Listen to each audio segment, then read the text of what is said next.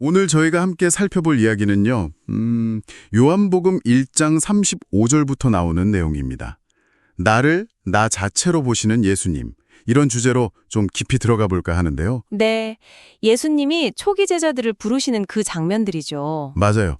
침례 요한의 제자들이 예수님을 따르기 시작하고 또 베드로, 빌립, 나다나엘 이분들과의 만남이 아주 흥미롭습니다. 그렇죠. 여기서 중요한 포인트는 뭐랄까 단순히 사람들이 모였다는 사실 자체가 아니라 전능하신 예수님께서 각 사람을 어떻게 보셨는가 하는 점인 것 같아요. 아, 그 시선이요? 겉모습이나 배경 이런 거 말고요. 네, 그런 건 너머에 있는 진짜 모습, 또 그 사람 안의 가능성, 마음 깊은 곳까지요. 그걸 정확히 보시고 또 중요하게는 헤아려 주셨다는 거죠. 헤아려 주셨다. 그 부분이 참 와닿네요. 사람들은 보통 겉으로 보이는 걸로 판단하기 쉽잖아요. 그럼요. 하지만 예수님의 시선은 완전히 달랐다는 걸 오늘 이야기 속에서 발견할 수 있습니다. 좋습니다. 그럼 그 이야기 속으로 한번 들어가 보죠. 먼저 안드레 이야기부터 시작할까요?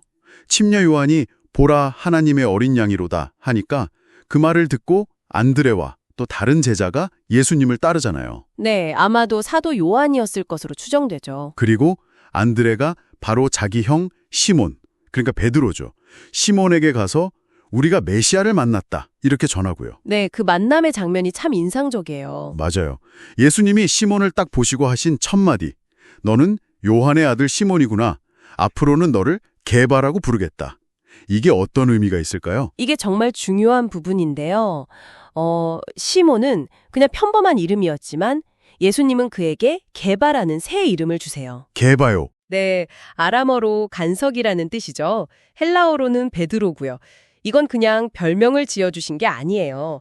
그 당시 시몬의 모습, 어쩌면 좀 약해 보였을 수도 있는 그 모습 너머에 있는 거죠. 아, 미래의 모습. 그렇죠.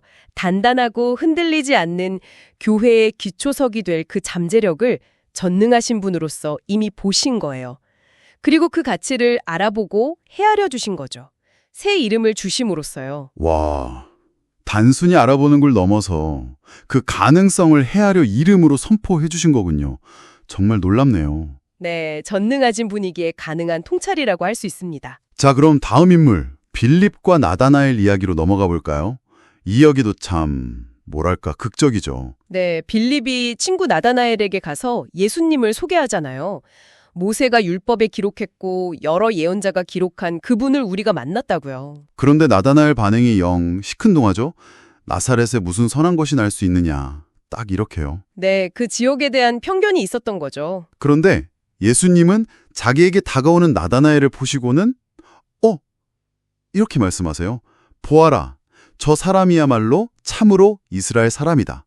그에게는 거짓이 없다. 나다나엘이 깜짝 놀라서 묻죠.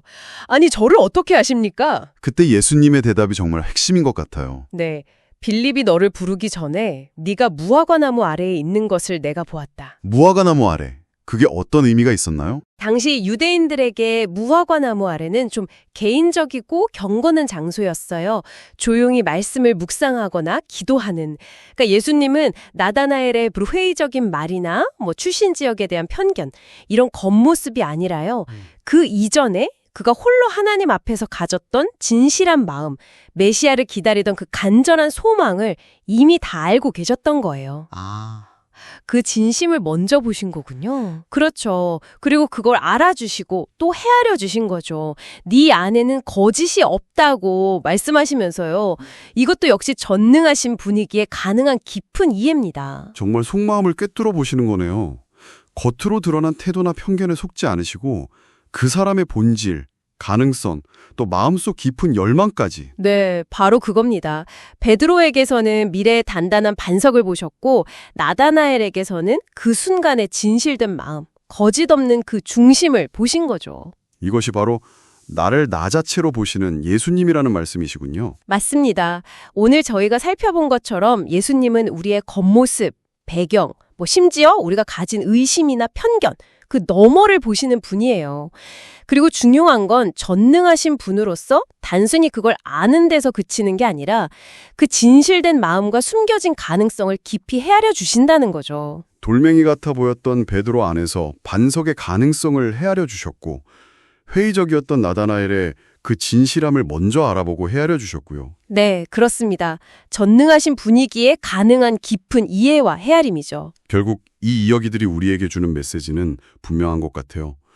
전능하신 예수님께서 당신의 겉모습이나 지금 처한 상황이 아니라 당신 안에 있는 진실함, 어쩌면 당신 자신도 잘 모르는 그 가능성까지도 이미 다 아시고 또 깊이 헤아려 주신다는 것. 네, 그렇죠. 나를 나 자체로 봐주시는 분, 그것도 전능하신 하나님이 그렇게 봐주신다는 사실은 정말 큰 힘이 되죠. 우리가 스스로를 어떻게 생각하든 다른 사람들이 나를 어떻게 보든 간에요. 네, 우리의 본질적인 가치와 그 마음의 중심을 알아주고 헤아려 주시는 분이 계시다는 것, 이게 우리에게 정말 중요한 의미를 갖습니다. 자, 오늘 이야기를 마무리하면서 이런 생각을 한번 해보면 어떨까요? 전능하신 예수님께서 지금 바로 당신 안에서 다른 사람은 아무도 몰라도 어쩌면 당신 스스로도 희미하게 느끼거나 잊고 있었을지도 모르는 바로 그 어떤 진실된 모습 혹은 가능성을 가장 먼저 보고 계시고 또 헤아려주고 계실까요?